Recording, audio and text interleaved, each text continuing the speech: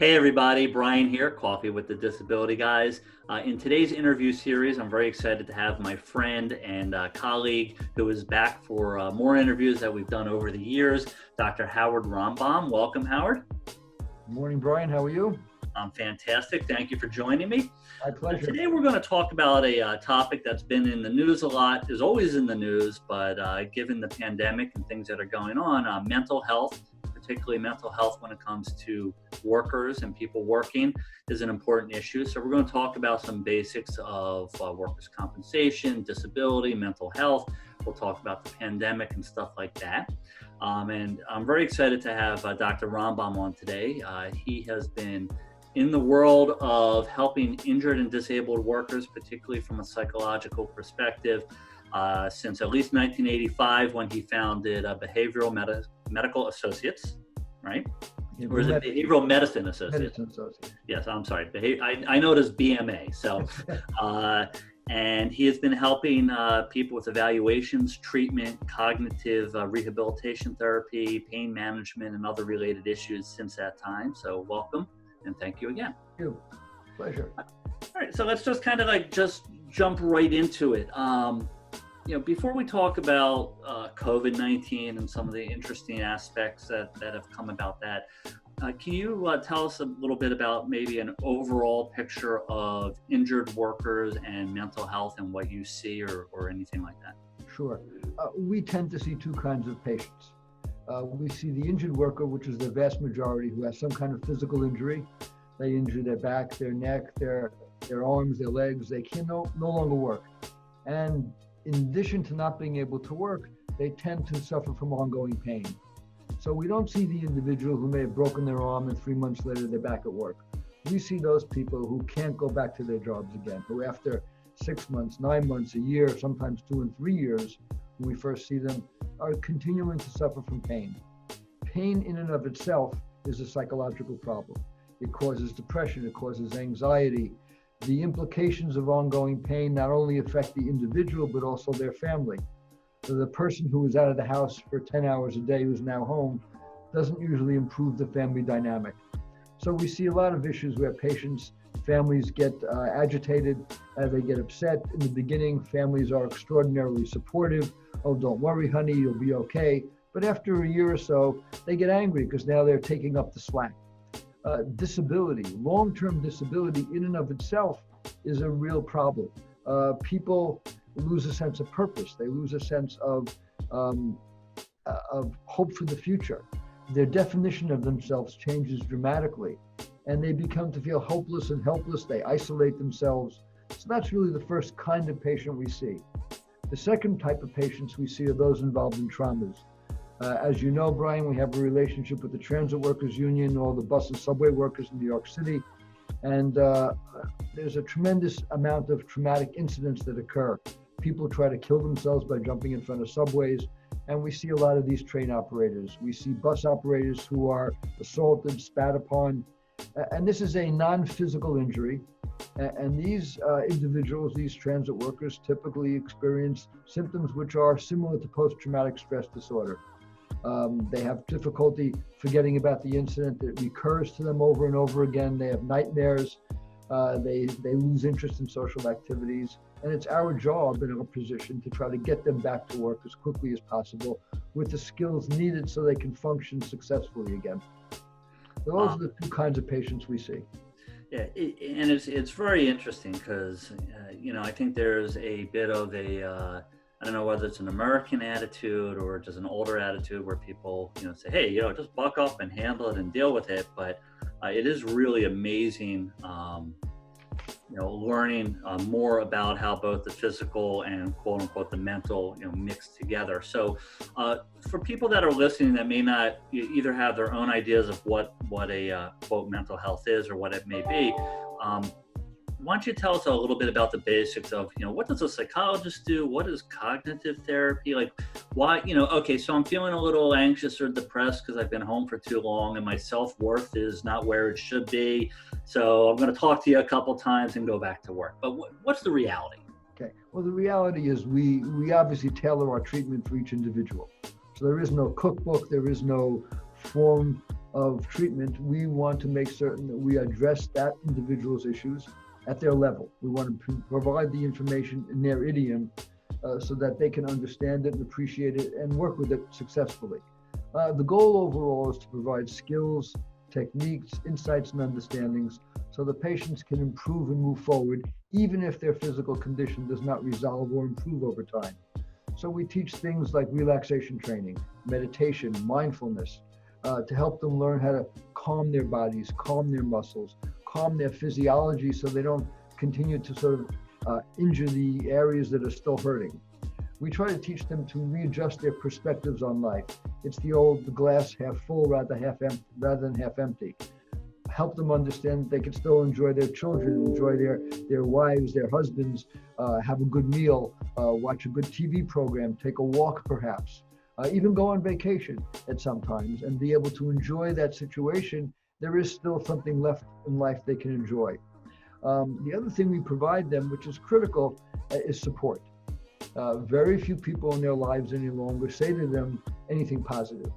Everybody else they speak to has some thing that they're looking to get out of the relationship. And we're there to help them understand it's going to be okay. Don't worry, we can help you. We can help you adjust. And that's really our goal. We use evidence-based treatment programs, cognitive behavioral therapy, to provide them with this type of training and therapy so that they can move forward on their own. Our goal is not to see them forever. Our goal is to help them adjust, cope better, and then over time reduce the need to see us. We also see people who've had brain injuries, traumatic brain injuries, where they're having trouble with short-term memory, concentration, attention. So we'll do an evaluation to get an idea of exactly what area of cognitive skill is diminished and provide a cognitive rehabilitation for them in a program of a series of computer skills and computer tasks they can do to improve those skills. Right, very interesting. And the cognitive behavioral therapy, that's really teaching you, it's almost like exercising your mind. It's teaching you skills to cope with certain situations based on things that have happened to you. That's correct. And we want to help them readjust their perspective instead of telling themselves, God, it's hopeless, things will never be good, my life will never be fun again. Help them understand how that's a little bit of an over-exaggeration and give them not only thinking exercises, but behavioral exercises. Okay, so let's talk about what's going on with COVID-19 and how this particular crisis affects the mental health of the working public. Clearly, there are people that are out there as essential workers that will have some challenges and some issues. And there's a lot of us like me, working from home unexpectedly and for a long period of time. So what are some of the kind of effects or the challenges that you're seeing from the psychological perspective? Well, any worker who's out there dealing with the public, in our experience, is scared. They're fearful of getting the disease themselves. They're fearful of spreading it to somebody else. The range of, as you know, the range of experienced people having this virus is anything from mild to no symptoms to death. So workers who are out there are frightened. They're concerned about what's going to happen to them. They're concerned about their families, and they take precautions as much as they can. As we mentioned, we see a lot of transit workers, and we've already begun to see many transit workers who are very scared, who've come down with the virus.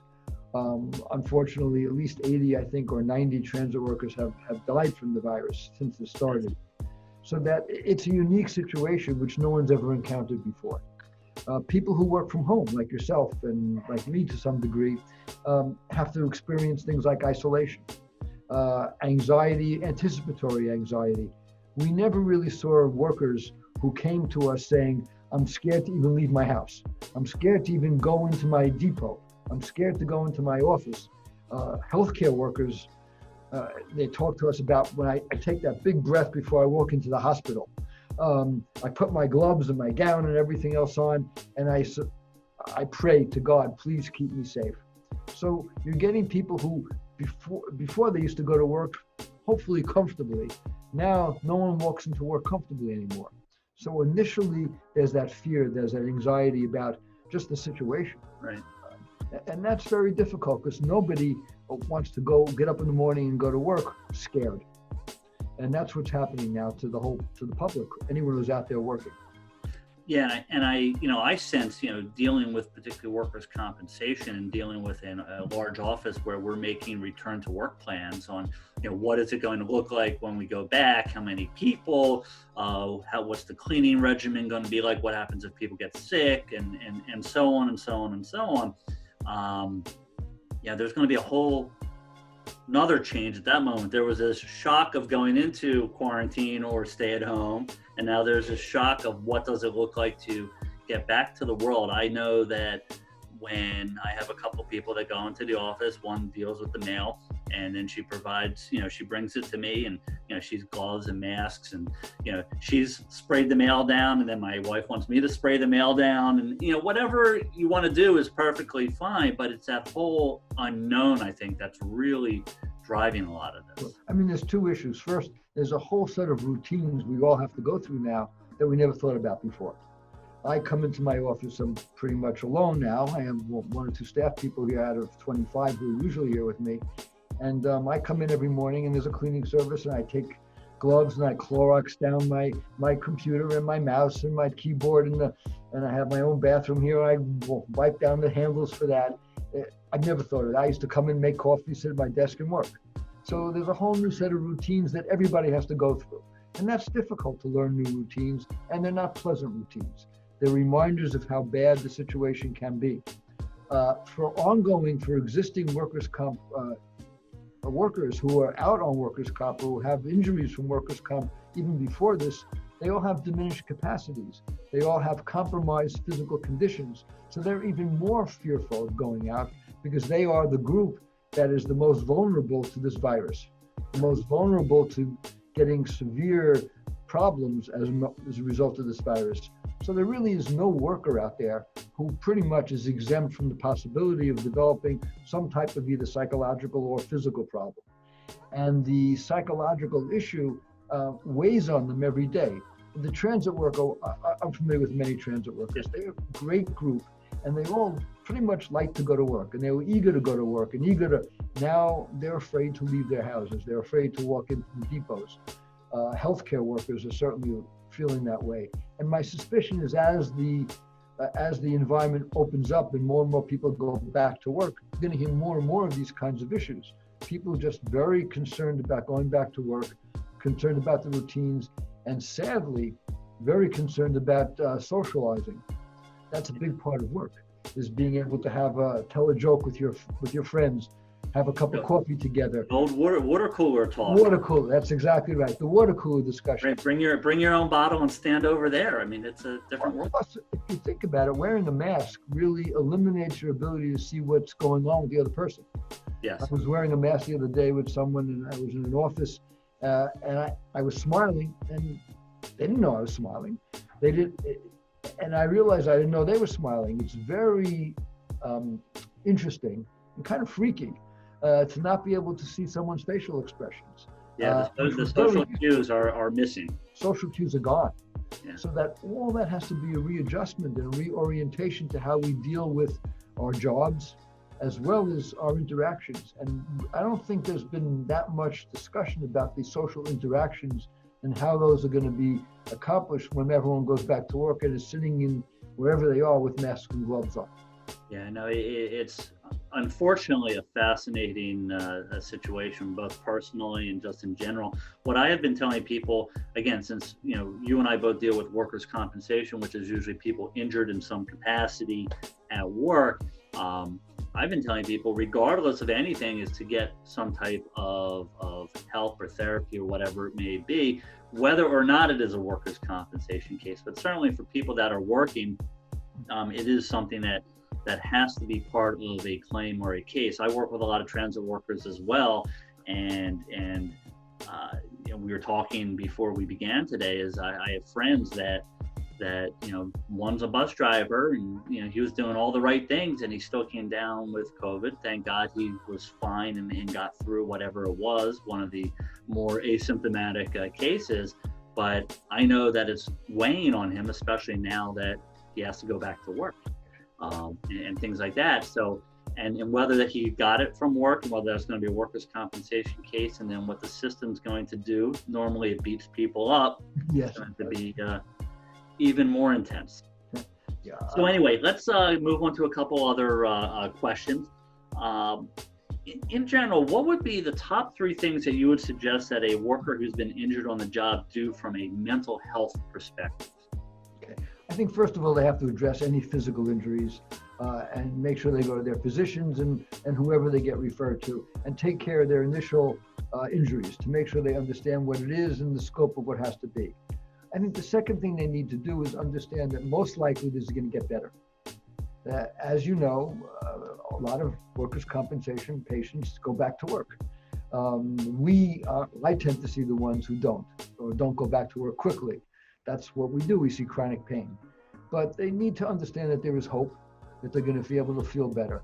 I would love to see some of these patients who begin to feel anxiety just consult with a psychologist or somebody so they can begin to get some set of very simple skills to cope better. Relaxation training, a pacing of themselves, understanding they should continue in their daily responsibilities and lifestyle as much as they possibly can, and to be aware of social isolation, be aware of starting to feel depressed.